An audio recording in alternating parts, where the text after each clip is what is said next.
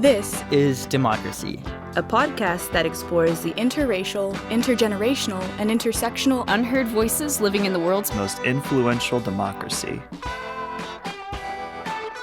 Welcome to our new episode of This is Democracy. Today we're going to talk about the legacies of World War II. Probably the military conflict and political and social conflict that did more to shape the 20th century than any other conflict. We have two of the foremost experts and best teachers of the subject with us. My colleagues, Professor Tatjana Lichtenstein. Good morning, Tatjana. Good morning. And Professor Michael Stoff. How are you, Michael? I'm well, thank you. Michael and Tatjana are also integral parts of the Normandy Scholars Program at the University of Texas, which is a program that is designed, among other things, to provide students with an immersion in the history of World War II. Before we talk about the legacies of World War II, our subject for today, we have, of course, our scene-setting poem from Zachary. Zachary, what's the title of your poem today? Jerusalem. Well, let's hear about Jerusalem. We are a learned species, remembering the mistakes of yesterday so that we might learn and forever may not repeat what precedes.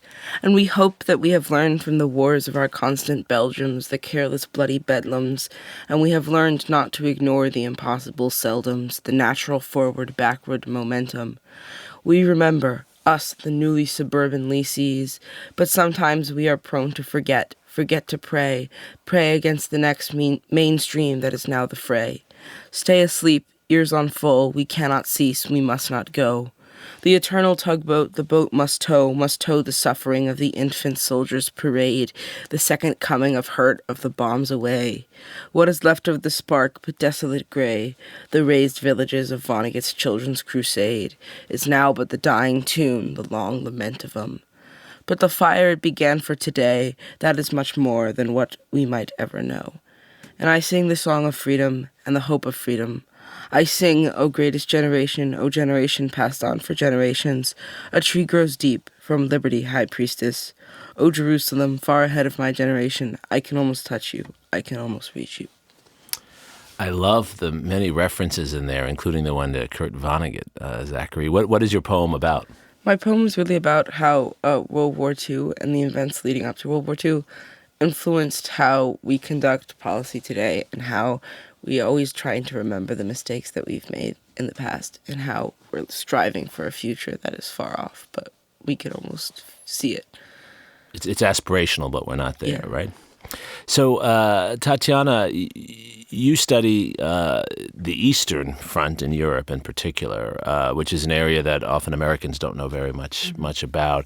How does the war redefine the aspirations of that region of the world?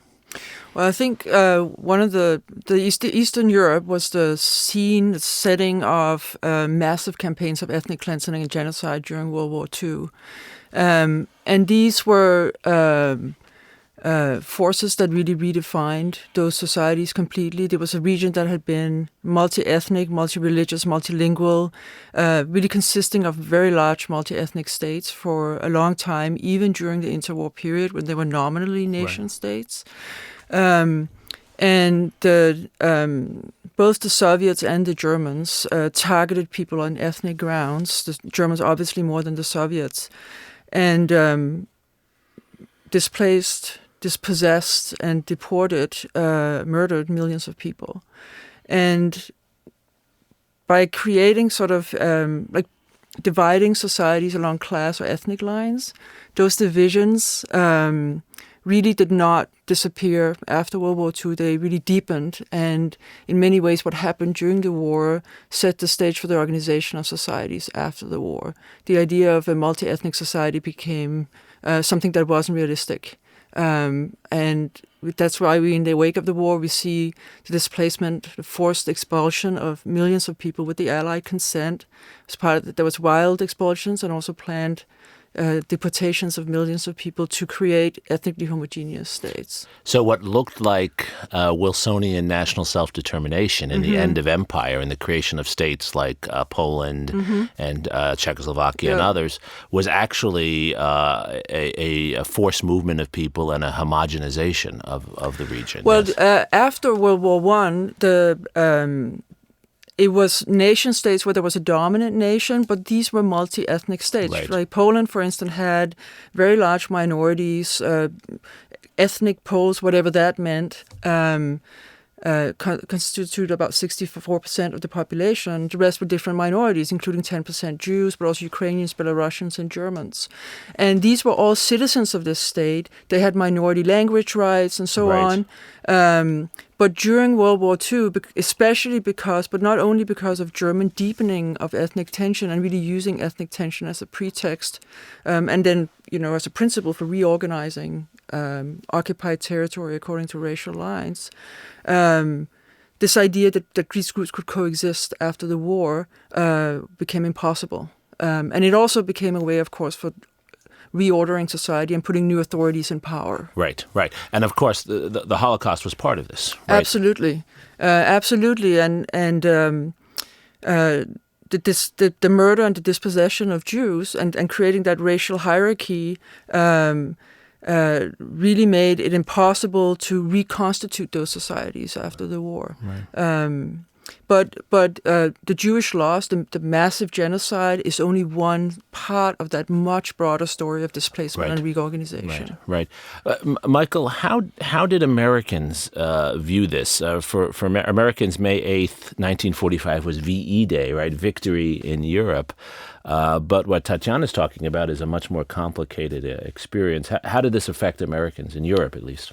I think it's important to remember the degree to which American perceptions of the war were shaped by the rhetoric employed particularly by Franklin Roosevelt. Right. As early as December of 1940, Jeremi, because you've written about Roosevelt, he talks about the United States being an arsenal of democracy. I love that phrase. And the idea here is in some way to overcome the isolationists by turning the United States into the quartermaster of the Allies without having the United States yet involved in the war. Lend-Lease is the follow-up here, and that occurs, 4 months after Roosevelt gives this Arsenal for Democracy speech in 1940. The Atlantic Charter soon follows, and it talks quite openly about, and I quote here, respect for the rights of all people to choose the form of government under which they will live. This a war aim. And you can see those war aims woven into the peace treaties. Yes. Japan and Germany are both told that they will ultimately choose the form of government that their people wish to choose. So you have already a rhetorical, and words matter, a rhetorical set of images that Americans believe, at least, they're fighting for. Now, of course, on the battlefield, men are fighting to stay alive, right, and to keep their friends alive. But in the larger sense, this war is already being depicted before the United States enters it as a war to extend democracy and to preserve it, to keep it safe. After the war, of course, in the reconstruction and occupation of Japan and Germany, democracy is implanted in countries that do not have a long history of democracy, and that is perhaps, I think, the signal achievement of the early post-war period. And this takes time. So, for example, when we saw policymakers comparing the Iraq War and the aftermath to World War II and Japan and Germany, you had very different circumstances here and largely an ignorance of history. In Japan, it was 7 years before the United States left, having created institutions that survive to this day. In Germany, 10 years before West Germany becomes an independent nation. So these things take a great deal of time. I think Americans were enormously patient in the post-war period. They were, of course, animated by a growing Cold War, which in effect replaced the Second World War and the demons of Nazism with what at least one historian has called red fascism. The idea that communism now was really the new totalitarian / fascist threat. And it's in the aftermath of the war that this notion of democracy really is extended, in part, as Tatjana was talking about, in part having to do with the Holocaust and the violations of human rights. We get in the aftermath of the war the creation of new institutions designed to protect human rights, among other things, the UN, which, by the way, never mentions the word democracy in its charter, but does echo the we the people claim of the early days of the American Republic, suggesting, of course, that democracy is at least in part a human right, and we get that overtly in the Universal Declaration of Human Rights, which clearly says that the world now has as a human right democracy, the right of people to express not only their thoughts freely, but to choose the form of government that they will now have as a human right. That's extraordinary. I'm so glad you brought up the UN Declaration, or the Universal Declaration on Human Rights, 1948, largely written, in fact, by Eleanor Roosevelt. She certainly was in charge. Yes. How do we understand, Michael, the relationship between the brutality and destruction and continued displacement that Tatjana was talking about, and that you've written about with regard to the atomic bombings of Japan, and this emphasis upon human rights and new institutions? Is that a reaction? How did Americans and Europeans and others conceive of building a new world in the context of this destruction? It's hard for us to imagine in our own world today. I guess it depends on which Europeans and which Americans you're looking at. Fair enough. There were those who believed that the war signaled the end of the old regime and a new day. Year zero, many of them called it, believing optimistically that this would be a new Periclean age, that the disaster of the war, the horrors of the war, would inevitably be like Armageddon and lead to a new age. It is out of that hope and, of course, the pessimism that followed in seeing exactly what Tatjana is describing, that someone like George Orwell ends up writing 1984, which is published in 1948, a dystopian version of the hopes that many people had, but also a version of reality that matched reality, particularly in Eastern Europe and the Soviet Union, and increasingly in Asia as well. Tatjana, do you see a major difference in the way people in your region of the world saw the end of the war and the way Americans and West European allies might have seen the end of the war? Well, I think it's sort of, again, it depends on who we're talking about. I think very much the governments in exile, for instance, use this rhetoric of democracy and of choosing government and the kind of society to actually advance, for instance, in Czechoslovakia, the idea of ethnic cleansing after the war. So they use that, the governments in exile as well. And the argument was, this is what people want. This is what the majority wants. This is what and we need to undo what was done after World War I, which wasn't the correct kind of assembly of states. Right. So that's one element, but I think very much so this idea that this was a new beginning, that really things that could not be done in the interwar period, didn't reach kind of fruition, could be now done sort of more radically almost. And that includes the ethnic cleansing, that society could simply be reorganized and then we can look towards a future of peace. And that includes, and this is before the communist takeover, right after the war, that the state begins to nationalize major industries. So really sort of taking charge. And this happens in those democratic, if you will, rebuilding years just after in some states, not all states in Eastern Europe.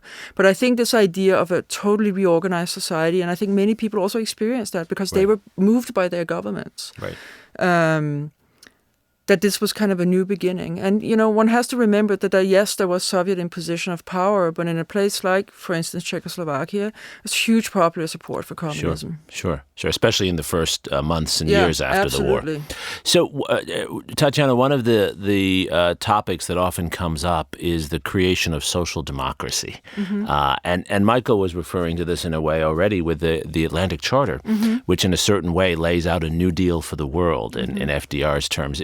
Is it fair to talk about, in addition to the ethnic cleansing, the post-war period, opening a moment when there's a perception that the state will do more to protect the welfare of citizens? Absolutely. And that's that's both in Eastern and Western Europe, that the state is going to take charge also of stability for citizens and building kind of a new society.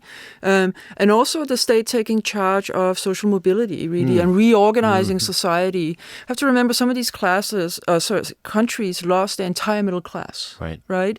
In places where class and ethnicity really intersected, such as Poland, lost an enormous amount of their middle class because of the murder of Jews. Right. So the reorganization of society and this kind of the social mobility actually began during the war, but it's really something that is encouraged in different ways by the new socialist regimes as well. Interesting. Michael, is it fair to talk about social democracy as an outcome of the war for the United States also? I think the record of the United States is mixed. On the home front, to be sure. It is almost Janus-faced. On the one hand, we find during war, when democracies are notoriously bad at organizing themselves, when authoritarian governments enjoy newfound vitality precisely because they can deliver quickly in wartime, the American democracy at home survives. Electoral politics continues as usual, and we don't see any major breaks in that democratic process. On the other hand, there are groups that don't fully participate in that democracy, African Americans, Latinos, for example. And we also see a plethora of race riots, including the famous servicemen's riot in Los Angeles, and we see the internment of Japanese Americans. So on the one hand, you see the continuation of democracy. On the other hand, you see the continuation of the weaknesses of American democracy. Right. That's a great point. I'm so glad you brought that up. And in fact, we have a student question that follows perfectly from that. Vivian Lowe wants to know about how we can not simply reenact the Greatest Generation story, but also understand and learn from these limitations at the time. Can we hear Vivian's question? What are some lessons we can learn from the violations of democracy during World War II, for example, Japanese internment, to reduce the chances of those acts recurring in current or future conflicts? Michael? Well, I think one of the things that's absolutely critical in instances like Japanese internment is presidential leadership. And I think here is one area where Franklin Roosevelt failed to take the leadership. And here's one instance much later in which George W. Bush does take that leadership step, does say, for example, that Muslims are not our enemies in the wake of 9/11. That had a remarkably calming effect. That's not to say there were no incidences of discrimination and even violence against Muslims, but it does suggest that leadership at the pinnacle makes a huge difference. And I think that you place the right person at the top, and you can do a great deal to obviate some of the problems that inevitably occur in war when you are dealing with an enemy who all too often is demonized. Right. One can say one of the most important roles of the leader is to anticipate the mistakes people are likely to make in certain circumstances. Tatjana, the phrase "never again" is also used in Eastern Europe and elsewhere. What does it mean in that context? Well, never again. Well, I want to backtrack a little bit because I want to say when we talked about social democracy, I think it's important just to remember for Eastern Europe that there were no democratic states after 1948. That very much the rhetoric was one of people's democracies, but they are not democracies. So that's important to remember as a major difference. Actually, one thing I've noticed is that if a country calls itself a people's democracy, they're likely not that. But I think never again in Eastern Europe in part meant stability, right? Okay. Stability, and the war there was massively destructive in a way that few Americans can imagine. 20% of the population being lost, dead in the war is not uncommon. So it's that kind of destruction. Not just of the Jewish people, but of many other peoples as well. That is really key. I think when I was thinking about this question, I thought one of the things to keep in mind is this way in which, when these instances happen, sort of after the Japanese internment, how quickly the labeling of a group happens, right? And the distrust between neighbors begin. And once, and you don't need all neighbors to fight each other, but once you have a few people willing to commit violence, it becomes very hard to restore trust among communities. That's right. That's right. Zachary, you have a question? Yeah, I was wondering how do you think we get away from this sort of idea of hero worshipping many of those who fought in World War II, but also the actions of the United States in World War II? How do we put a broader context to that in our national conversation? Great question. Yeah. I think one of the ways we get away from hero worshiping is actually to speak to the people whom we label heroes, because they will be among the very first to tell you that they are not. That what they did in the war was largely an effort to survive in that war, and that war is a horror. And very often you will hear veterans say, as I have many times, that the real heroes are not here with us today. That, in fact, those of us who survived are not real heroes. So I think that's a very dangerous kind of labeling that goes on, because it elevates war to this heroic conflict, and war is much worse than that. How we put it in the proper context? Come to Tatjana's class. Come to my class. In other words, I have a great deal of faith in education, properly taught. And this, of course, brings us, if you'd like to discuss it, to the Normandy Scholar Program in World War II. Please, Michael. We created this program here at the university some 30 years ago in an effort to teach students about the Second World War in a 5-course sequence that really broadens the context. There are 5 professors who teach in it. Tatjana teaches Poland and the Holocaust. I teach the United States. In World War II, we have other professors teaching Germany and the Soviet Union. And France. And France as well. And so we give a broader context through the interplay of these courses. And then, of course, in the last 3 weeks of the program, we take students to Europe. And they get to be there, to be at the places that they've studied for the entire semester. And there is something powerful, moving, and contextualizing in actually going to see Majdanek, one of the death camps, or walking Omaha Beach and then up to the American cemetery, and then compare that to the German cemetery. These are very powerful experiences that I think add depth and texture to learning about the Second World War. Not everybody, of course, can go to Europe. Not everybody can be part of the Normandy Scholar Program. But I think there are ways, many ways, in fact, of making the war come alive for students, not least through film. Yes. Both archival film and feature film and documentaries, which we make great use of in the Normandy Scholar Program. Well, what you do with that program is extraordinary. Tatjana. Yeah, can I just, since we are speaking on May 7th, I think it's important to remember when we talk about war that the wounds of war do not end when the peace treaty or the unconditional surrender happens, right? They're very deep wounds that last for years, sometimes for generations, both in the people who fought in the wars, but also the people who lived under occupation, the societies that come after that try to use history, as many of us do, or almost all societies do, as a way to inform identities and to rebuild, to build models for current generations. Eastern Europe is a place where this memory could not be dealt with openly for almost 2 generations after the war.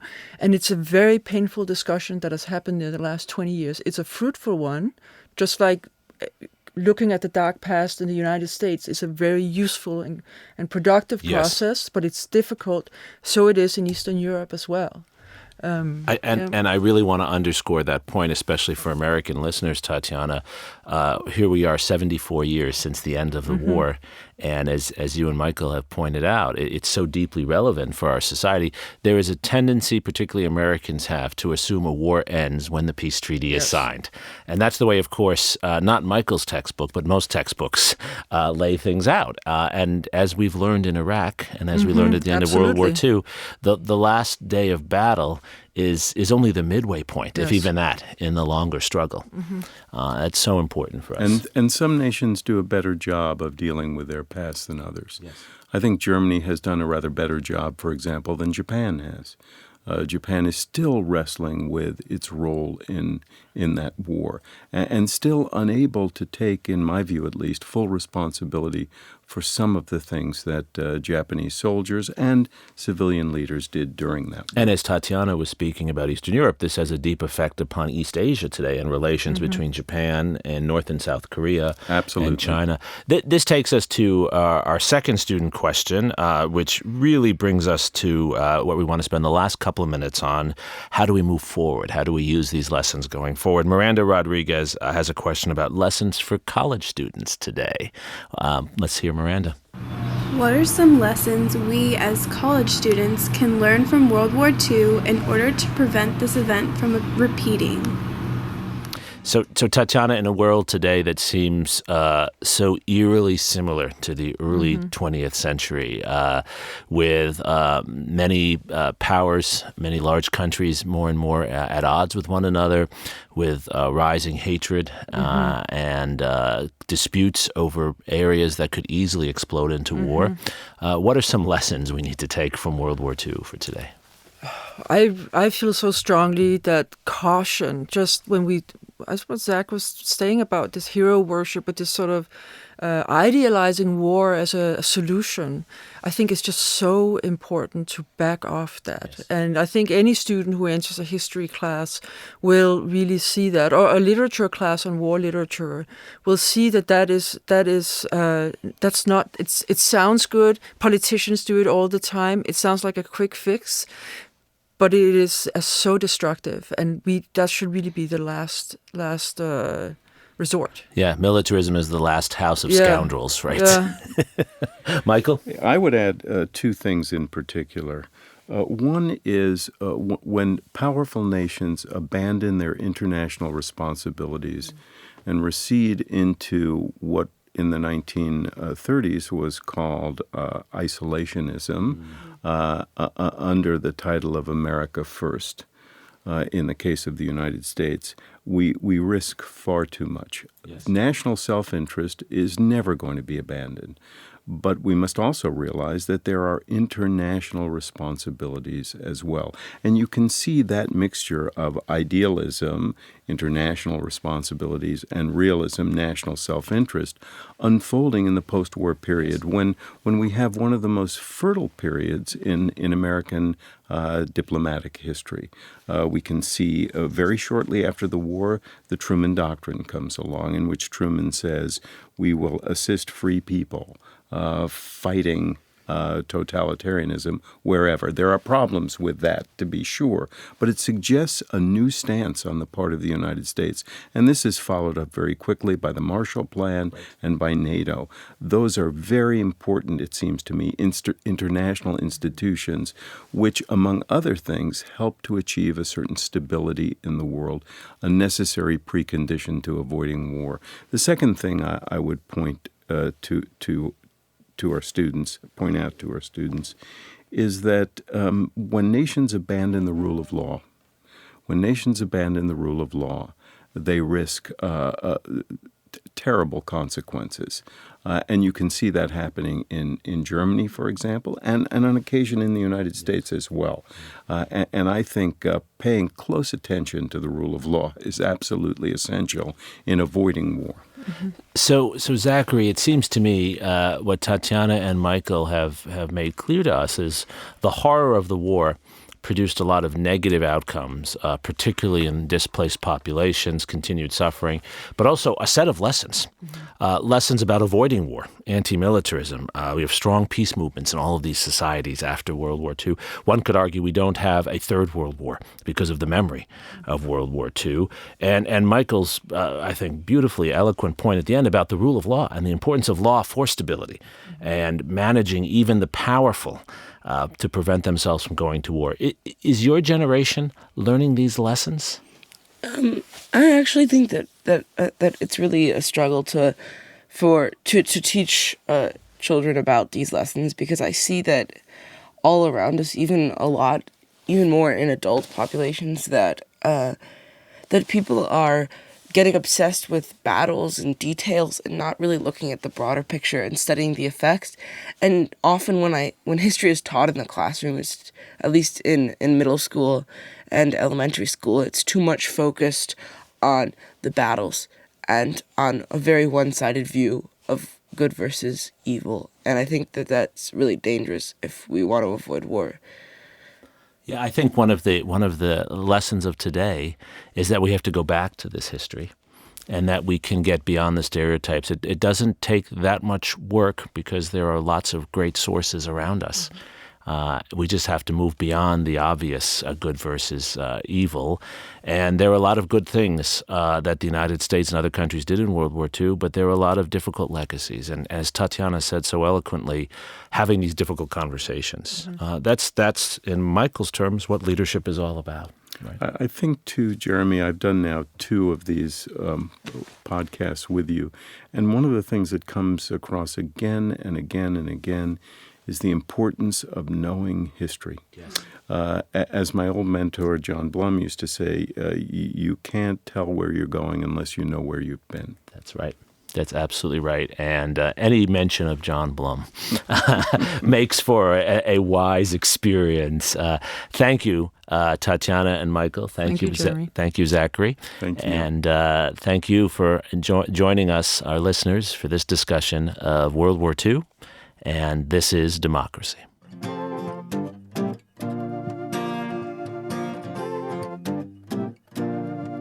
This podcast is produced by the Liberal Arts Development Studio and the College of Liberal Arts at the University of Texas at Austin. The music in this episode was written and recorded by Harrison Lemke, and you can find his music at harrisonlemke.com. Subscribe and stay tuned for a new episode every Thursday featuring new perspectives on democracy.